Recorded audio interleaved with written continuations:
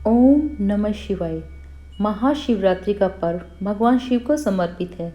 इस दिन माता पार्वती और भगवान शिव की पूजा अर्चना की जाती है और रात्रि जागरण भी किया जाता है। मान्यताओं के अनुसार शिवरात्रि पर भगवान शिव की ये कथा सुनने का भी विशेष महत्व है और इसके सुनने से आपको पुण्यों की प्राप्ति होती है। भगवान शिव की महिमा आप पर सदा बनी रहती है।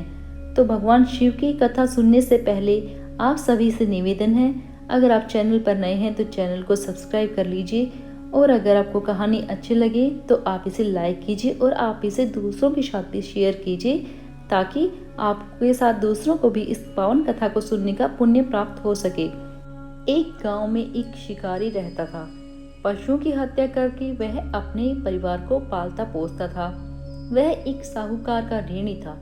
वह शिकारी साहूकार से समय समय पर ऋण लेता रहता था, परंतु वह साहूकार का ऋण चुका नहीं पाता था। इस प्रकार से उस शिकारी पर साहूकार का बहुत सारा ऋण हो चुका था। अब एक दिन क्रोध में आकर साहूकार ने शिकारी को शिव मठ में बंदी बना लिया। संयोग से उस दिन शिवरात्रि थी। शिकारी ध्यान मग्न होकर शिव मठ में होने वाली शिव संबंधी सभी धार्मिक बातों को सुनता रहा। चतुर्दशी को उसने शिवरात्रि की कथा भी सुनी। संध्या होते ही साहूकार ने उसे अपने पास बुलाया और ऋण चुकाने के विषय में बात की। शिकारी ने कहा कि अगले दिन वह सारा ऋण लौटा देगा। शिकारी ने साहूकार को वचन दिया कि वह उसे छोड़ दे तो अगले दिन वह सारा ऋण लौटा देगा और इस प्रकार से साहूकार को वचन देकर शिकारी उसके बंधन से छूट गया। अब शिकारी भूखा प्यासा सा था ही। अब दिन भर बंदी गृह में रहने के कारण भूख प्यास से व्याकुल वह शिकारी शिकार करने के लिए जंगल की तरफ चल पड़ा। वह एक तालाब के किनारे बेल के वृक्ष पर बैठ गया और वहां पर उसने अपना पड़ाव डाला। बेल वृक्ष के नीचे शिवलिंग था जो कि बिल पत्रों से ढका हुआ था, परंतु शिकारी इस बात को नहीं जान सका कि उस पेड़ के नीचे एक शिवलिंग भी है। शिकार की तलाश में वह शिकारी बेल वृक्ष पर ही बैठकर अपने शिकार की बाट जोहने लगा। अब इस तरह से शाम हो गई।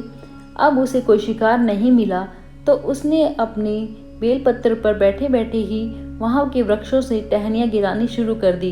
अब जो भी पत्ते थे वे शिवलिंग पर जाकर गिरते। इस प्रकार भूखे प्यासे शिकारी का व्रत हो गया और शिवलिंग पर बेलपत्र भी अपने आप ही चढ़ गए। एक पहर रात्रि बीत जाने पर एक गर्भिणी मृगी तालाब पर पानी पीने पहुंची। शिकारी ने धनुष का तीर चढ़ाकर जो ही प्रत्यंचा खींची, उस हिरणी ने कहा कि मैं गर्भिणी हूँ, शीघ्र ही प्रसव करूंगी। तुम एक साथ दो जीवों की हत्या करोगे जो कि ठीक नहीं है। मैं अपने बच्चे को जन्म देकर शीघ्र ही तुम्हारे सामने प्रस्तुत हो जाऊंगी, तब तक तुम मुझे छोड़ दो, उसके बाद तुम मुझे मार लेना। शिकारी ने उसकी बात सुनी। शिकारी ने प्रत्यंचा ढीली कर दी। वह हिरणी भागकर झाड़ियों में लुप्त हो गई। कुछ देर के बाद एक और मृगी उधर से निकली। अब शिकारी की प्रसन्नता का ठिकाना नहीं रहा। समीप आने पर उसने धनुष पर बाण चढ़ाया। तब उसे देखकर मृगी ने विनम्रतापूर्वक कहा कि हे शिकारी, मैं थोड़ी देर पहले ही ऋतु से निवृत्त हुई हूँ। मैं कामातुर विरहिणी हूँ। मैं अपने पति की तलाश में दर दर भटक रही हूँ। मैं अपने पति से मिलकर शीघ्र ही तुम्हारे पास आ जाऊंगी।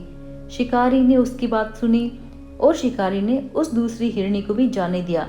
2 बार शिकार खोकर अब शिकारी का माथा ठनका। वह सोच में पड़ गया। रात्रि का आखिरी पहर बीत रहा था।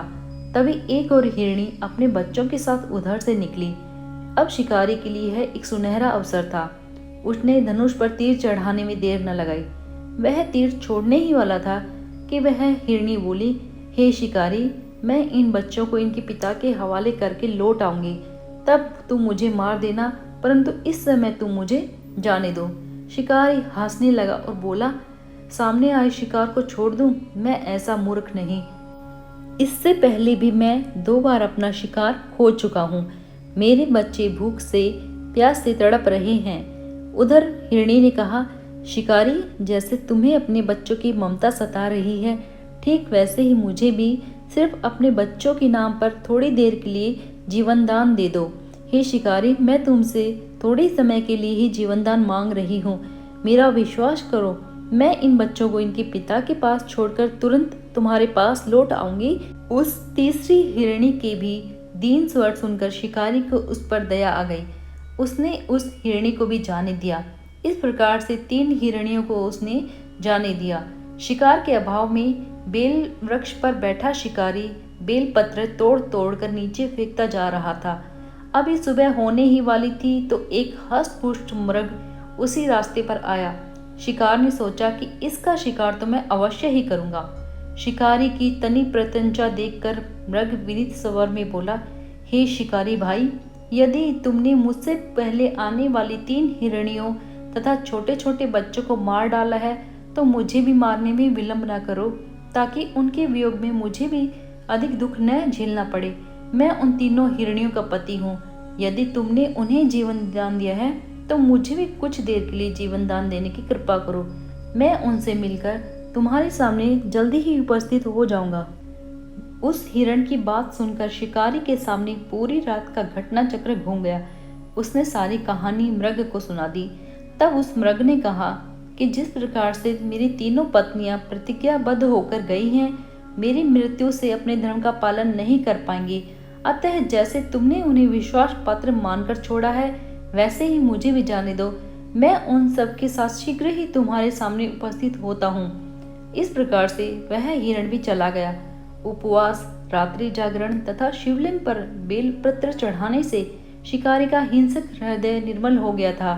उसमें भगवत शक्ति का वास हो गया था। धनुष तथा बाण उसके हाथ से सहज ही छूट गए। भगवान शिव की अनुकंपा से उसका हिंसक हृदय कारुणिक भावों से भर गया।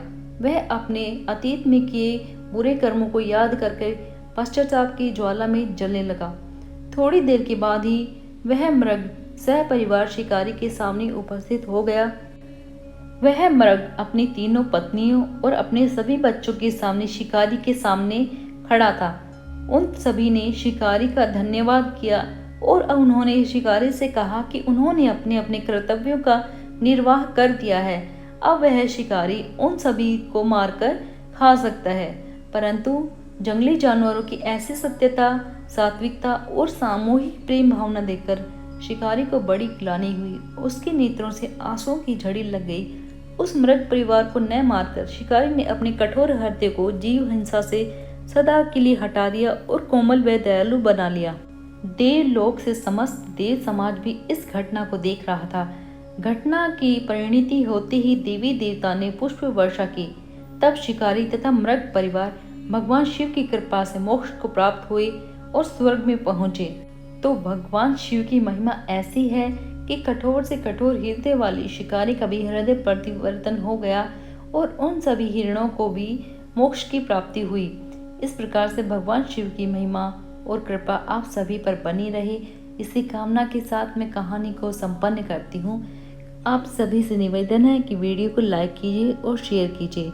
तो आप सभी को महाशिवरात्रि की बहुत सारी बधाई।